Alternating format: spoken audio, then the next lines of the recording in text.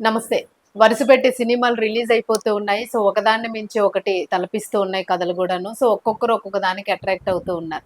So, ఇప్పుడొస్తున్న సినిమాల్లోనే మనకి 'Rao Bahadur' cinema గూడా ఏ రేంజ్‌లో ఉంది? అసలు రివ్యూ ఎలా ఉంది? స్టోరీ ఏంటి? 'రావ్ బహదూర్' అని వింటేనే మనకి అదేదో ఒక రాయల్ స్టేటస్ ఉన్న సినిమాలాగా అనిపిస్తుంది. సో, అదేనా? లేదంటే ఇంకేదైనా బ్యాక్‌గ్రౌండ్ స్టోరీ నరేషన్ ఉందా? సో, ఇదైతే మనం మాట్లాడదాం సీనియర్ జర్నలిస్ట్ దాము బాలాజీ గారితో. సార్ నమస్తే. నమస్తే. 'రావ్ బహదూర్' సో, మనం 'రాజాసాబ్' అనుకుంటాను ప్రభాస్‌ది. కొంచెం ఆ టైప్ టైటిల్ లాగే ఇది అనిపించింది. అండ్ కొంచెం ఆ పోస్టర్స్ అట్లా గూడా అవి గూడా కొంచెం అట్లా అనిపించినాయి కొన్ని. Single sitting posters. సో, ఏంటి సార్ అసలు స్టోరీ ఎలా అనుకోవచ్చు? రాజసాబ్‌కి దీనికి ఎటువంటి సంబంధం లేదండి. ఆ! అది కంప్లీట్‌గా మాస్ మసాలా సినిమా. ఇదేమో కంప్లీట్‌గా ఒక ఇంటలెక్చువల్ సినిమా అని చెప్పొచ్చు. హుహు. సో, వెంకటేష్ మహా డైరెక్ట్ చేశాడు. 'కేర్ ఆఫ్ కంచరపాలెం' తర్వాత రీమేక్స్ చేశాడు. 2, 3 రీమేక్స్ చేశాడు. ఓకే. సో, అవేవి ఆడలేదు. 'కేర్ ఆఫ్ కంచరపాలెమే' తనకి కొంత క్రెడిట్ తెచ్చింది. దాంతో ప్రభాస్ మీద కామెంట్లు వాటి వల్ల ఇతను హ్మ్. మధ్యలో పాపులర్ లేదా అన్పాపులర్ అయ్యాడు. సో, ఇప్పుడు ఈ 'రావ్ బహదూర్' అనే సినిమా ఒక బజ్ అయితే క్రియేట్ చేసింది. ఒక క్యూరియాసిటీ అయితే. అంటే హ్మ్. సత్యదేవ్ ఉండడం, సత్యదేవ్ ఇలాంటి క్యారెక్టర్లు ఎప్పుడు చేయకపోవడం, ఆ పోస్టర్ కూడా ఒక విచిత్రంగా ఉండడం. దేశంలో అన్ని చేంజ్ అయ్యాయి. మీ నగలు కూడా చేంజ్ చేయండి. మీ పాత నగకు గ్రాముకి 150 రూపాయలు ఎక్స్ట్రా పొంది కొత్త నగలు తీసుకోండి. అదే తక్కువ తరుగుకు మీ లలితలో మాత్రమే. తర్వాత ట్రైలర్ కూడా దాన్ని ఎలా అర్థం చేసుకోవాలి, ట్రైలర్ చూస్తే మనకేమీ క్లియర్గా అర్థమే అర్థం కాదు. కావట్లా. సో, అలాంటి ఒక క్యూరియాసిటీ అయితే క్రియేట్ అయింది. హ్మ్. సో, ఈ సినిమా ఎలా ఉంది ఏంటనేది చూద్దాం. దీంట్లో సత్యదేవ్ కంచరాన ఆయన హీరోగా చేశాడు. ఆనంద్ భారతి, దీపా థామస్ మలయాళ యాక్ట్రెస్ చేసింది. వికాస్ ముప్పాల వీళ్ళు మేజర్గా క్యారెక్టర్స్. హ్మ్. ఇక టెక్నికల్ విషయానికి వస్తే ఆయన story, screen play, editing and direction హ్మ్. అన్ని చేశాడు. అనురాగ్ రెడ్డి, శ్రీకాంత్ ఇంకా చాలామంది ప్రొడ్యూసర్లు అయితే ఉన్నారు. దీనికి జిఎంబి ఘట్టమనేని మహేష్ బాబు ఎంటర్టైన్మెంట్స్ అంటే మహేష్ బాబు వాళ్ళు కూడా దీంట్లో ఇన్వాల్వ్ అయ్యారు. ఓకే. దాని తర్వాత స్మరణ్ సాయి మ్యూజిక్ చేశాడు. కార్తిక్ ఫార్మర్ కెమెరా చేశాడు.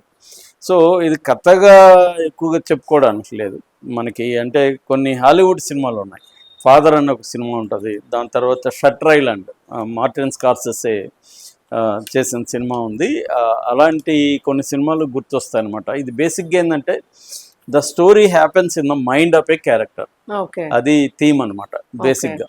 అంటే స్టోరీ బయట కంటే కూడా ఒక మైండ్ ఒక లోపల మైండ్ లోపల ఒక స్టోరీ జరుగుతుంది సైకలాజికల్ గా. ఆ మైండ్ లోపల జరిగేటప్పుడు ఏమవుతుందంటే ఏది రియల్ ఏది ఫాంటసీ తెలియదు, మిక్స్ అయిపోయింటారు. దాన్నే మ్యాజిక్ రియలిజం అంటారు. లాటిన్ అమెరికన్ లిటరేచర్లో మనకి మ్యాజిక్ రియలిజం ఎక్కువ కనబడుతుంది. 100 Years of Solitude అలాంటి నవల్లో. సో, షట్టర్ ఐలాండ్ కూడా అంతే. ఆ షట్టర్ ఐలాండ్ మేజర్ కథంతో వాడి మైండ్లో జరుగుతుంటుంది. సో, అది మనకి చాలామందికి ఆ షట్టర్ ఐలాండ్ చూస్తే అర్థం కాదు. ఫాదర్ కూడా అంతే. ఆంటోనీ హాప్కిన్స్ వండర్ఫుల్ పర్ఫార్మెన్స్ ఫాదర్లో. అలాగా ఈ సినిమా కూడా ఈ స్టోరీ అనేది తన మైండ్లో జరుగుతుంటుంది, బయట జరగదు. అందుకని ఆడియన్స్కి కొంత టైం పడుతుంది అర్థం చేసుకోవడానికి. అంటే ఏది రియల్, ఏది హెలుసినేషను, ఏది ఫాంటసీ మనకి అర్థం కావాలంటే చాలా టైం పడుతుంది. సో, ఇది బేసిక్గా కథగా చెప్పుకోవాలంటే పాయింట్గా రావ్ బహదూర్ పేరులోనే ఉంది. ఒక జమీందారు అంటే ఫేడ్ అవుట్ అయిపోయిన జమీందారీలు నశించిపోయినాయి. జమీందారులు నశించిపోతున్న రియాలిటీని యాక్సెప్ట్ చేయని ఒక జమీందారు. అంటే అతని చుట్టూ ప్రపంచం మారిపోయింది, కానీ అతని మైండ్లో మారలేదు. అతను పాస్ట్లో బందీ అయిపోయాడు, గతానికి బందీ అయిపోయాడు. సో, ఆ బందీలో నుంచి అతనికి ఎవ్రీథింగ్ డౌట్స్. అందుకనే డౌట్ ఈజ్ డెమన్ అని దీన్ని ప్రమోట్ చేశారు. అంటే నీ అనుమానమే పెనుభూతం అంటాం కదా, అదే మాట ఇంగ్లీష్లో వాడారు. సో, ఈ అనుమానం ఒక పెనుభూతం లాగా ఇతనికి అయిపోతుంది. ఇతను ఎట్లా తన పాస్ట్తోనూ తన ప్రజెంట్తోనూ, పాస్ట్ ఏమో గ్లోరీ, ప్రజెంట్ ఏమో కంప్లీట్గా రూయిన్ అయిపోయింది. ఆ రూయిన్స్ అండి, ruins of the time and ruins of the mind. ఈ దీంట్లో అతను ఇరుక్కుపోయాడు. ఇదే కథగా చెప్పుకోవాలంటే. సో, దానివల్ల వచ్చిన రిపర్కషన్స్ ఏంటి అనేది సినిమా అనమాట. దీంట్లో ప్రధానంగా చెప్పుకోవాల్సింది సత్యదేవ్ అండి. సత్యదేవ్ పెర్ఫార్మెన్స్ చాలా బాగా చేశాడు. అట్లాంటి క్యారెక్టర్లు దొరకడం చాలా చాలా రేర్. అంటే ఇది ఒక జానరాగా చెప్పలేము, అంటే కామెడీనా లేకపోతే హారరా ఇంకోటా అని చెప్పలేము. దీన్ని జానరా బెండింగ్ మూవీస్ థ్రిల్లరా ఏం అర్థం కాదు. జానరా బెండింగ్ మూవీస్ అంటారు. అట్లాగే క్యారెక్టర్ డ్రివన్, మనకి ప్లాట్ డ్రివన్ అండ్ బ్రాడ్ గా రెండు ఉంటాయి. మన 99% ఇండియన్ సినిమాలన్నీ ప్లాట్ డ్రివన్ గా ఉంటాయి, కానీ ఇది character driven movie. Character driven movies నా ఫేవరెట్ అయితే మార్టిన్ స్కార్సెసే. ఆయన సినిమాలు మ్యాక్సిమం క్యారెక్టర్ డ్రివనే ఉంటాయి అనమాట. సో ఇది కూడా అలాంటి ఒక క్యారెక్టర్ డ్రివన్ మూవీ. అందువల్ల ఆ క్యారెక్టర్ ఎవరిదంటే సత్యదేవ్ది.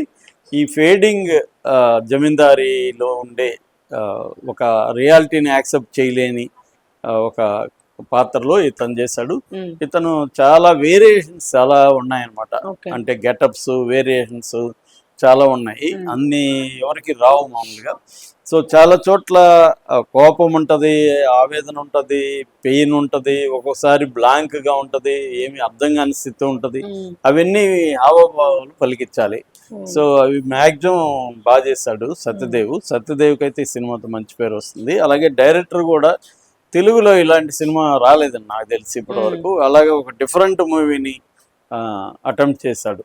సో ఇక ఆ రకంగా ఇక టెక్నికల్ విషయానికి వస్తే కూడా టెక్నికల్గా బ్రిలియంట్ ఫిల్మ్ అండి. అందరూ ముఖ్యంగా కెమెరా వర్క్ నాకు చాలా బాగా నచ్చింది. అంటే లైట్ అండ్ షేడ్స్ వాడడం, దాన్ని ప్యాలెట్ అంటారు, ఆ కలర్ ప్యాలెట్, ఎక్కడ ఈ మూడ్లను అర్థం చేసుకొని, అంటే స్క్రిప్ట్ స్టేజ్లోనే కెమెరామెన్ ఇన్వాల్వ్ అయినట్టు కనబడుతుంది మనకి. అంటే క్యారెక్టర్ మూడ్స్, దానికి తగిన లైటింగు, దానికి తగిన కలర్ ప్యాలెట్, షేడ్స్ని, షాడోస్ని వాడుకోవడం, ఇవన్నీ ఎక్స్ట్రాడినరీ చేశారు. అట్లా మ్యూజిక్ కూడా ఎక్కడ సైలెంట్గా ఉండాలి, ఎక్కడ loud. Best form of music is silence అని ఒక సామెత ఉంది. అది మనకి ఎక్కడ కనబడుతుంది. అంటే ఎక్కడ సైలెన్స్ ఇవ్వాలి. సైలెన్స్ కూడా ఒక్కోసారి హారిబుల్గా ఉంటుంది, నిశ్శబ్దం భయంకరంగా ఉంటుంది. అలాంటి వాటిని చాలా బాగా చేశారు మ్యూజిక్ పరంగా కూడా. అట్లాగే డిజైన్, కాస్ట్యూమ్స్ ఇవన్నీ వండర్ఫుల్ ఉన్నాయి. అంటే టెక్నికల్గా చాలా పర్ఫెక్ట్ సినిమా. అట్లాగే ఒక అంటే చాలా సినిమా, ఓల్డ్ సినిమా చూసే వాళ్ళకి ఈ సినిమా చాలా బాగా నచ్చుతుంది. మామూలు సినిమా చూసే వాళ్ళు మాత్రం ఏ పిచ్చెక్కే అవకాశాలు ఉన్నాయి. అంటే ఏమిరా బాబు ఇది ఏం జరుగుతుందిరా అన్న ఒక తిక్కలేసే అవకాశాలు. మామూలు రెగ్యులర్ సినిమా హీరో హీరోయిన్ అట్లా రెగ్యులర్ ప్యాటర్న్లో చూసే వాళ్ళకి ఖచ్చితంగా ఇది డిస్టర్బ్ కూడా అవుతారు. కానీ ఒక ఇంటర్నేషనల్ సినిమాలు చూసి ఇప్పుడు నేను చెప్పిన ఫాదరు, ఇట్లాంటి షట్టర్ ఐలాండ్, ఇలాంటి సినిమాల ఐడియా ఉన్న వాళ్ళకి, లేదా మలయాళంలో కొన్ని రకాల సినిమాలు ఇలాంటివి చూసిన వాళ్ళకి మాత్రం రేపు తెలుగులో కూడా ఇలాంటి ఒక బ్రిలియంట్ సినిమా వచ్చింది అన్న ఫీలింగ్ అయితే వస్తుంది. సో అది లేని వాళ్ళకి పిచ్చెక్కే అవకాశం. ఎందుకంటే షట్టర్ ఐలాండ్ కూడా చాలా మందికి అర్థం కాదు, పిచ్చెక్కుతుంది. ఇన్సెప్షన్ ఫర్ ఎగ్జాంపుల్, అంటే కళలో కళ జరుగుతుంటది. సో మ్యాజిక్ రియలిజమే కన్ఫ్యూజింగ్ ఉంటుందండి. మ్యాజిక్ రియలిజం సింపుల్గా చెప్పాలంటే రియాలిటీ ఫాంటసీ మిక్స్ అయిపోయి ఉంటాయి. ఏది రియాలిటీ ఏది ఫాంటసీ అనేది విడదీసి చూసే పరిస్థితి చాలా వరకు ఉండదన్నమాట. సో అటువంటి ఒక ప్రపంచాన్ని అయితే బ్రహ్మాండంగా ఫస్ట్ హాఫ్ అంతా వరల్డ్ని క్రియేట్ చేశాడు. స్టోరీ వరల్డ్ అంటే వరల్డ్ ఇన్ ద మైండ్, అదంతా క్రియేట్ చేసుకుంటూ వచ్చాడు. సెకండ్ హాఫ్ అతను విశ్వరూపం, అతను డిఫరెంట్ దీంట్లో అతను ఎలా స్ట్రగుల్ అయ్యాడు, ఆ డెమన్ని తానే క్రియేట్ చేసుకుంటాడు, డెమన్కి తానే బలవుతాడు. అలాంటి ఒక దీన్ని చాలా బాగా చేశారు. సో నా రేటింగ్ అయితే 3/5. Thank you.